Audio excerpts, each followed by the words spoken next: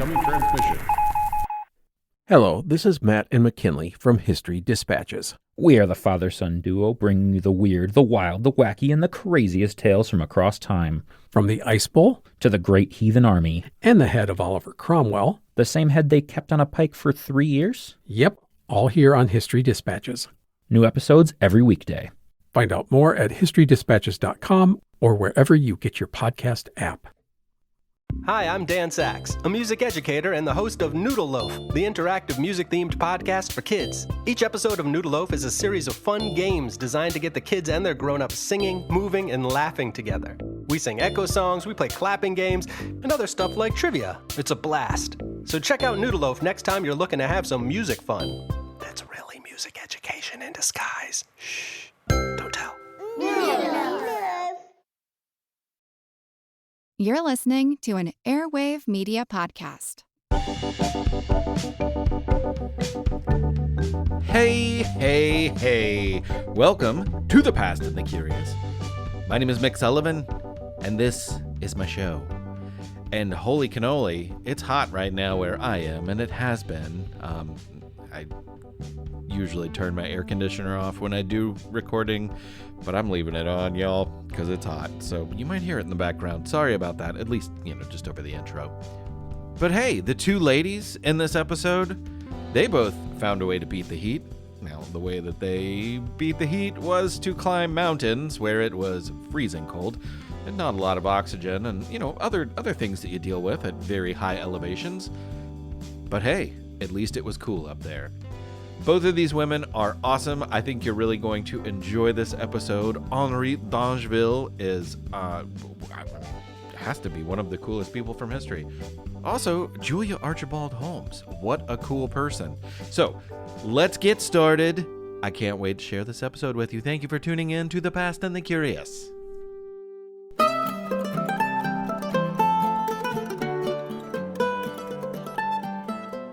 In August of 1838, when Henriette D'angeville finally decided to try climbing Mount Blanc, her doorstep was met with a practical parade of naysayers. People from her life and complete strangers showed up to talk her out of it. What are you thinking? No woman has ever climbed that mountain before. Well, actually, Maria Paradis did back in 1808. But she was unconscious and had to be carried to the top. That will not happen to me. I will be fine. You won't! You will die and it will be terrible. The cold and the air pressure, the lack of oxygen, the physical stress. It will all be too much. Men do it all the time. I am locking my door. Please leave me alone. I guess that's why they call you Henriette D'angeville. No one calls me that. It's D'angeville. But it's pretty close to Dangerville. No? Don't you think that's fitting? No, I don't. Okay, sure. Whatever you say, Madame Dangerville. Au revoir. Please leave me alone.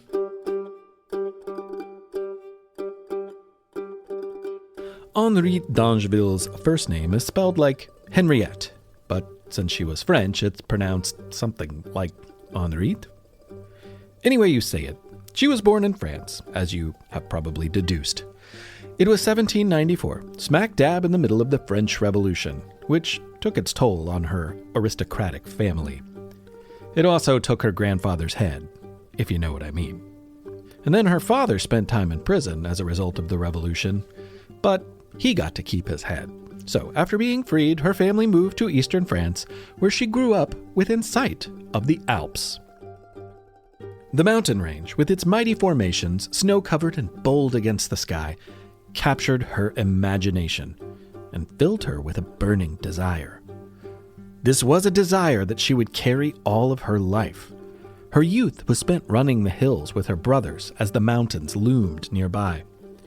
She even wrote in journals at the time how she preferred the dramatic mountains to plains or farmlands or cities. When Henriette moved to Geneva, Switzerland, just across the twisty-turny border with France, she found herself even more in the midst of the imposing Alps. Spanning 8 European countries, the Alpine mountain range has 82 peaks over 13,000 feet, or 4,000 meters. The tallest of all 82 is Mount Blanc, near the border of France and Italy. This is the mountain that fate had in store for Henriette. But one does not simply walk up the tallest mountain in the Alps. If you want to conquer the world, it's often wise to start small. Walks. Strenuous walks became her passion as an adult. The freedom, the feeling of wonder at the world, and the space to think, and to grow one's ambition, became increasingly important to her. Before long, her walks made pathways into the mountains, and then she began to reach summits. She discovered that high up on mountaintops, she didn't find herself troubled by many of the problems others had complained about of such high altitudes. No loss of breath, no real dizziness, luckily, no unconsciousness.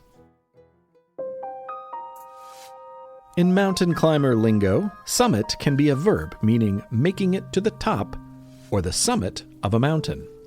And with several summits under her belt, she finally made her goal the tallest mountain in the Alps. Bad weather and other factors set her back several times, but in 1838, at the age of 44, she got ready to make her attempt. Everyone tried to talk her out of it. Her doctor, her priest, heck, the baker selling bread at the market warned her against it. She said that in her city of 25,000 people, precisely 3 people encouraged her. Everyone else told her it was too dangerous, or that a woman couldn't do such a thing. Plenty of people actually bet money against her success. But eventually they realized that their thoughts mattered not to Henriette. The first climb to the top of Mount Blanc came the decade before she was born. Then, in 1808, when Henriette was 14, Maria Paradis became the first woman to make it to the top, with help. At the end of the journey, Maria was practically delirious, and she remembered almost nothing from the summit, other than the bright white of the snow. Her experience likely kept other women from trying it for the next 30 years. But all along, Henriette believed in her abilities, and her reasons for doing it. She told others that women see and feel things differently than men, so perhaps her perspective would be invaluable. Unfortunately, the only woman to make it up there thus far barely remembered anything of it. Plus, it was just an experience that Henriette wanted to have. So in preparation, Henriette hired several guides, who in turn hired some porters, people to carry all of the necessities for the adventure. It was expected to take 3 days and 2 nights. But thanks to the demanding conditions, it would require a lot of things. Think of the temperature, and think of the calories they would burn as their bodies struggled up the cold mountain. Okay, let's see. That's 2 legs of mutton, 2 sides of veal, 24 roast chicken, 6 loaves of bread, 18 bottles of wine, 12 lemons, 3 pounds of sugar, 3 pounds of chocolate, and 3 pounds of prunes, some flagons of barley water and lemonade, a pot of chicken broth, 1 enormous fan in case anyone needs to be given air, cucumber face cream for the frostbite, a telescope, a looking glass, and a notebook and pencils. Geez, that seems like a lot for 3 days. Now, what about clothes? What about clothes indeed? Henriette's outfit weighed around 21 pounds. She wore a heavy shirt, a fleece-lined jacket and trousers with 6 layers of wool, a leather belt, a fur-lined bonnet with a green veil, a straw hat, a black velvet mask, a black boa, a plaid coat, a fur-lined coat, and boots with nails on the bottom like cleats. These were, of course, large enough for the many layers of silk and wool stockings that would be covering her feet. She later complained that she had forgotten to pack shaded lenses, sunglasses. But otherwise, she was well outfitted for movement and warmth. When they set out at 6 a.m. from the town of Chamonix, nearly the entire population of the French hamlet came out to cheer them on. They wished her well, urged her to be safe, steady, and strong. Go, D'angeville! And as Henriette and her group began up the mountain, many from town watched their progress over the following days through telescopes. The climb was hard and cold. They jumped chasms, They climbed steep ice cliffs, and they saved themselves from sliding down the mountain by jabbing the pointy end of their alpenstocks into the ice and snow. They made it up about 10,000 feet before deciding to set up camp, where a couple of other parties were also camping. That night, she tossed and turned and tried to warm her freezing body, but there was little sleep. But despite the pain, the view that greeted her when she looked out of her tent flaps pulled her onward. When they awoke the next day, at 2 a.m. in the morning, Henriette ate 12 prunes and set out ready to go. That was all she would eat for the next 16 hours, and the next 16 hours were terribly demanding hours, to say the least. As they got higher, the group had to contend with more than just cold. The high altitude brought migraines and nausea and exhaustion to nearly everyone. Nevertheless, they all continued up towards the peak, but the closer they got to the top, the drowsier and more lethargic Henriette felt. The low oxygen air, coupled with the exhaustion, extreme cold, lack of sleep, and long-gone nourishment of a dozen prunes, were really getting to her. At one point, she was barely awake, asleep on her feet. The guides offered to carry her. She refused and perked up. By the end of the day, the end was in sight, and while most of the steps that day were a struggle, the last few came easily to her. Finally, at the top, she was amazed by what she saw. The world extended around her in 360 degrees, and she could see for miles, kilometers. Years of desire and effort paid off. Of course, she wanted to stay and really soak it in, but a storm was approaching, which would have been near certain doom for the group.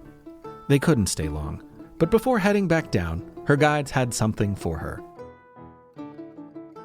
For one last moment, they would help her go higher than anyone else had ever gone. The men lifted her on their shoulders and held her as high as they could manage. At that very moment, in September of 1838, she was most certainly the highest person on Earth. No one was above her. One thing about mountains, going down can be much faster than going up, and Henriette's experience on Mont Blanc was no different. One more night was spent on the mountain as they worked their way down. The storm that had chased them from the top threatened them, so tents would not work. They'd probably blow away. So the party wedged themselves into icy crevices and slept in sleeping bags, protected from the weather by ice and stone in the mountainous cracks. As the mountain turned back into forest before reaching the town of Chamonix again, they came upon a donkey, which they realized had been left for Henriette to ride the rest of the way back. She refused this too, believing that it would make her look like she was too tired to carry herself back home. So she walked the rest of the way and found a town full of people who had been watching through their telescopes, ready to celebrate her victory. Maybe we should rename Chamonix D'angeville. No, I don't want that. Okay, well, what about a party? Okay, but I'd like to invite a special guest. Now, 60 years old, Maria Paradis, the only other woman to reach the top of Mont Blanc, joined the celebration, and the two women shared their experiences with one another. Some thought that finally conquering Mont Blanc would satisfy Henriette. Were they right? They were worse than right. They were wrong. For the rest of her life, she was taking strenuous walks and climbing mountains. In fact, over the next 25 years, she kept climbing, ultimately making it to the top of 21 different alpine mountains, including the one called the Oldenhorn, which she did at the age of 69. But that would be her last. Henriette D'angeville died in 1871, the same year that another famous climber, Lucy Walker, became the first woman to reach the summit of the Matterhorn. Groany groanies! Groany groanies! I got something I want to tell you about. You know, Father's Day is right around the corner, or it could have already happened depending on when you listen to this. Hope you didn't forget. Whatever the case may be, if it's coming up, it's already happened. I can tell you from personal experience that if I were to get a skylight calendar for Father's Day, I would be filled with joy because there's a central calendar in our living space, in our kitchen. That's where we keep ours. I'm telling you, chores, calendars, all of my family's calendars, all in one place, all updated from the app, comes straight from my smartphone, and it is just absolutely amazing. We know what's happening, we all agree on things, and kids get work done, That's a biggie in my house. That's a big win. Speaking of kids, if my kids are listening to this, I don't need a skylight calendar for Father's Day. I already have one, so you're going to have to come up with something else. Now, Skylight Calendar was designed to connect the digital and non-digital worlds while bringing families together. It's an all-in-one calendar that syncs seamlessly with Google Calendar, Apple Calendar, Outlook, and more, giving you totally, customizable views for day or week or monthly planning. Oh, and we use the grocery list function too. That's super, super awesome as well. You'll be able to manage all of these things and assign colors for each of your family members, which eliminates excuses of anyone saying they did not know what they needed to do.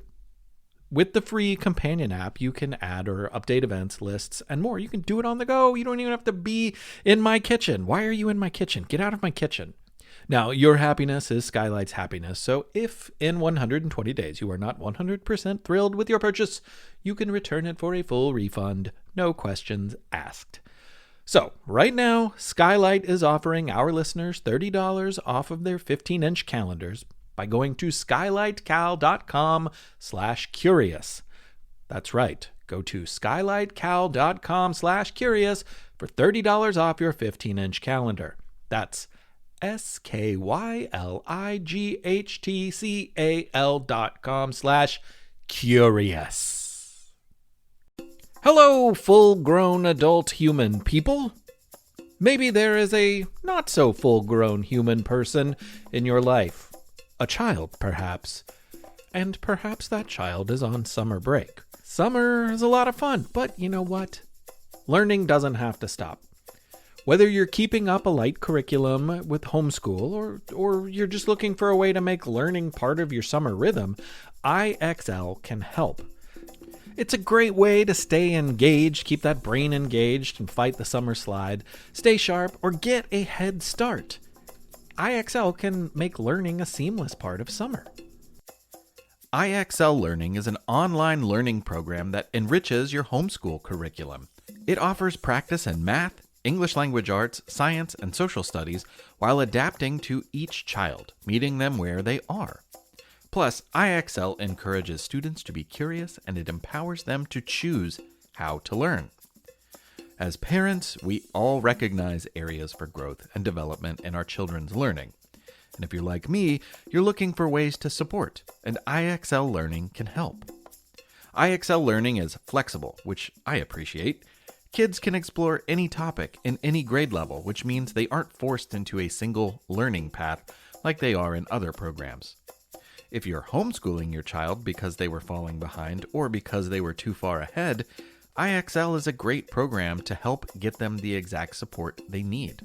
And in addition to academic support, many find success because it's fun and enjoyable, which is something I'm not alone in loving with my learning. Make an impact on your child's learning and get IXL now.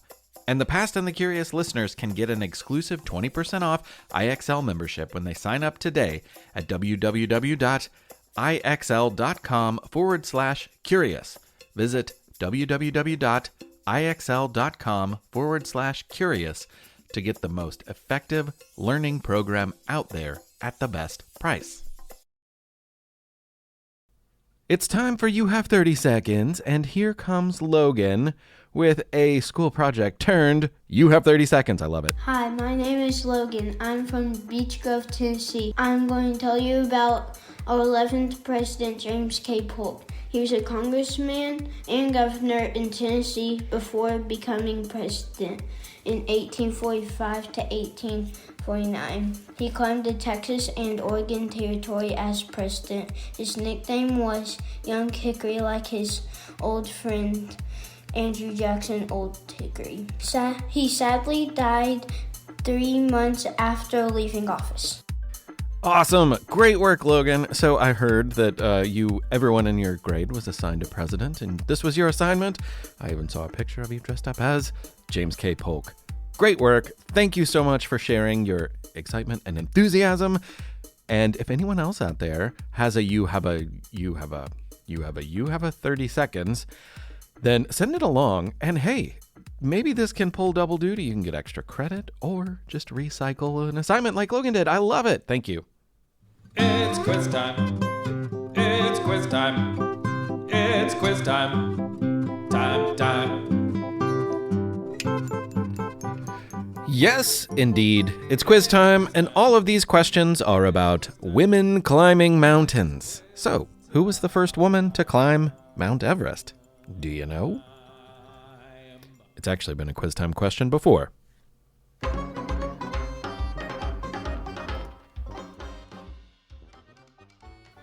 It was a woman from Japan named Junko Tabei. She was the first to reach the top of Mount Everest. It was in 1975. But one of my favorite details is that even in her 70s, she still led groups of children on climbs to the top of Mount Fuji, which is in her native Japan. Very cool. All right, question number 2. When 61-year-old Annie Smith Peck reached the top of a mountain in Peru in 1912, she left a flag at the top. What kind of flag did she leave there?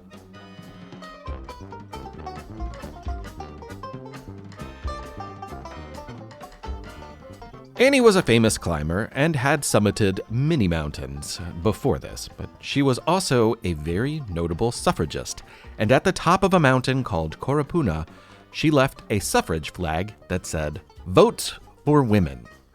All right, the third and final question. Another famous woman to climb was Fanny Bullock Workman, and she set an altitude record for women in 1906. No woman had reached a higher place on Earth before her. Around that time, a photo was taken of her holding a sign. Can you guess what the sign said?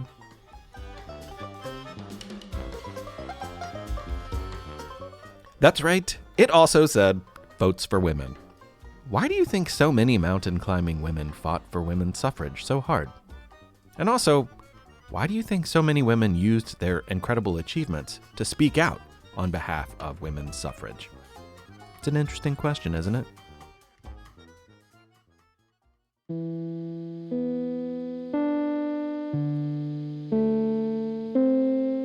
Bleeding Kansas was a lot like it sounds. There was a lot of blood in Kansas. Yes, it was a violent and dangerous time around that area as Americans fought one another over a moral issue that would soon lead to civil war. In 1854, America was in turmoil. People were eager to expand westward and create states out of land west of the Mississippi River, which had been, of course, ancestral lands for Native people for centuries. But Americans were split over slavery. There had been a compromise, the Missouri Compromise, which set a geographic border along the 36th parallel, which is a line of measurement around the globe that runs through the middle of America. By that agreement, any new states to the north of that line would be free states, and any below would allow for slavery. That happened in 1820, but in 1854, a new law was passed, the Kansas-Nebraska Act, which allowed for people in a state to decide whether it would be a free state or a state that allowed slavery. This brought thousands of people to Kansas and Nebraska and surrounding areas. Abolitionists wanted new states to be free, as they wished to end slavery in America entirely. So they came in great numbers, and pro-slavery people also filled the area. As you can imagine, before long, there was terror and there was violence. One of the most famous people who came was a man named John Brown, and John wanted to end slavery so badly that he had no problem committing violence against those who stood in his way. A few years after this, he'd head to Harper's Ferry and try to lead a slave revolt in Virginia. He did not survive his mission, Yet many believe his actions propelled the country to the Civil War, which legally ended slavery. Another person who came to Bleeding, Kansas was a young woman named Julia Archibald. Julia had been born in Canada, Nova Scotia to be precise. But when she was young, her parents moved to Massachusetts. Ma and Pa Archibald were outspoken and held many strong and well-founded beliefs. They believed women should have the same rights as men, which was radical at the time. As early suffragists, the family fought for women's right to vote, but they were also abolitionists. They wanted slavery to end. And this was how her dad met John Brown. And soon after moving to Kansas, Brown was a common face in the Archibald's world. And John Brown wasn't alone. He had a group of others who worked with him. One of those people was a young man named James Holmes. As an anti-slavery friend of Brown's, Julia figured the two would get along well. Before long, Julia and James got married. But in the years before the Civil War, the couple had a desire to head even further west. In 1858, when they heard about a wagon train of prospectors heading through Colorado, James and Julia joined the party. They weren't looking for gold like the others, but adventure and opportunity in New Mexico, where they'd lend their efforts to combating slavery in the Western Territories. Of course, the wagon train was a long, bumpy ride, and Julia was at first happy to learn that another woman was amongst the group.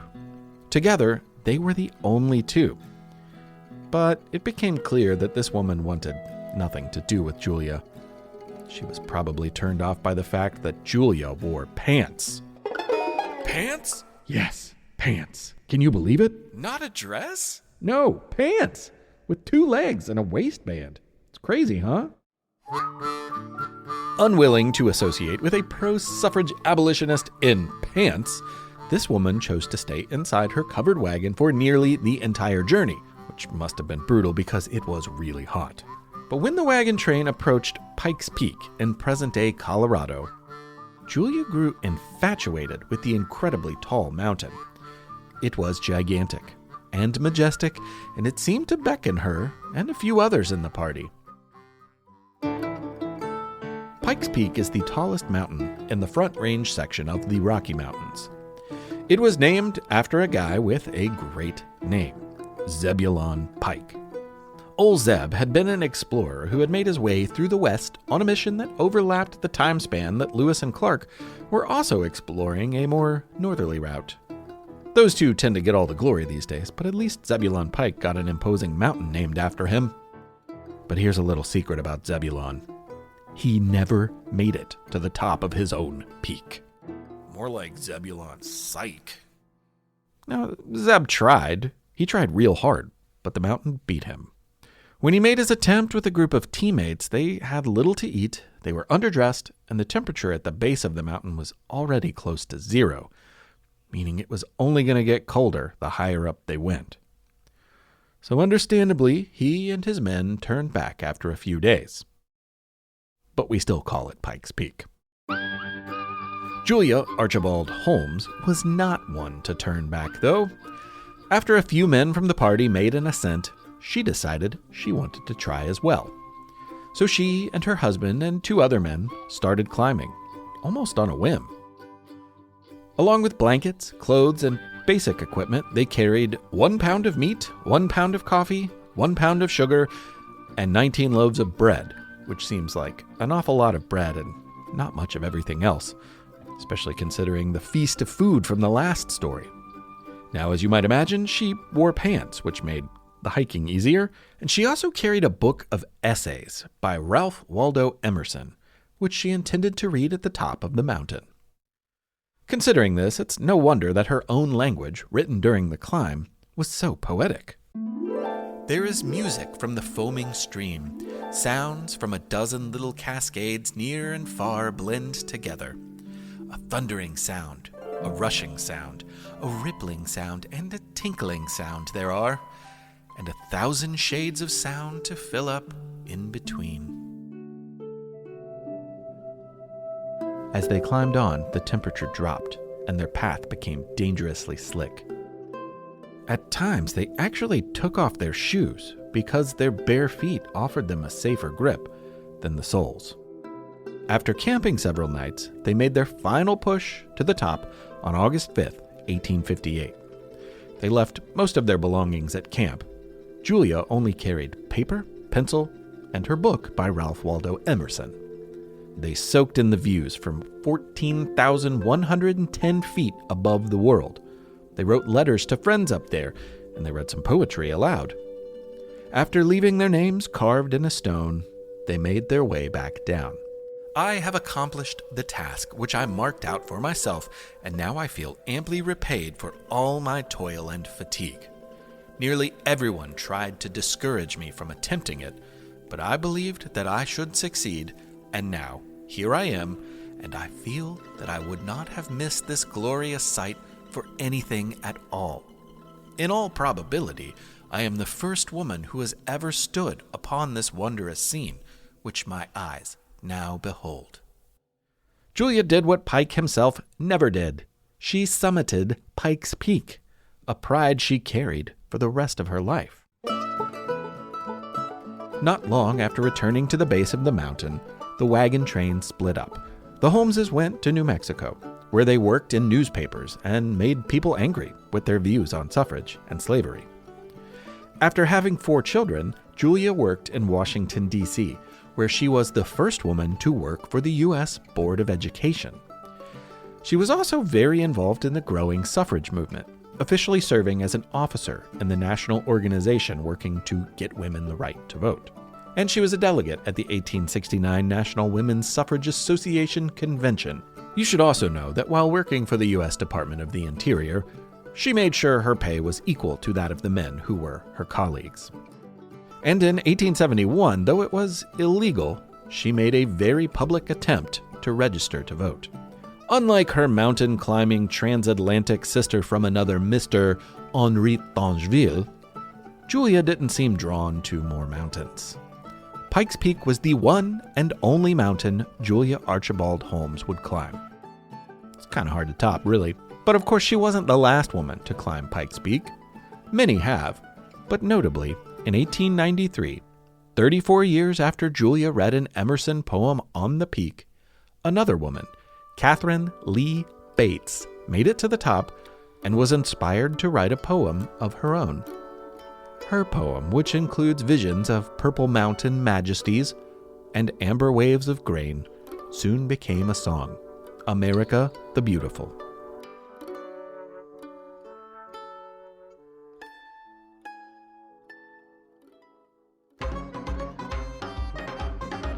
Thanks for listening to Passion the Curious. Oh yeah!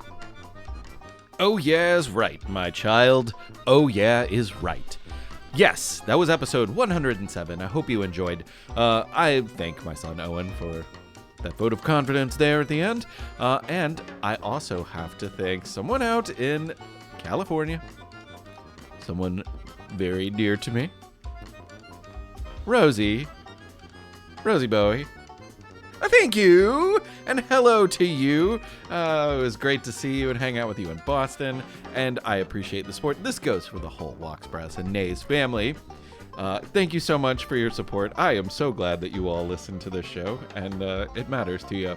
That goes for everybody, but today that goes especially hard for Walkspress, Nays family, and you, Rosie Bowie. All right, so I'm going to be back soon. I hope you all are staying cool. I hope you all are enjoying maybe some time off. I don't know. But remember, be nice to people and learn stuff. Those are good things to do with your time. That's what I'm going to keep doing. Okay? All right. I'm Mick Sullivan. This has been The Past and the Curious. Love you, everybody. Thanks for listening to The Past and the Curious.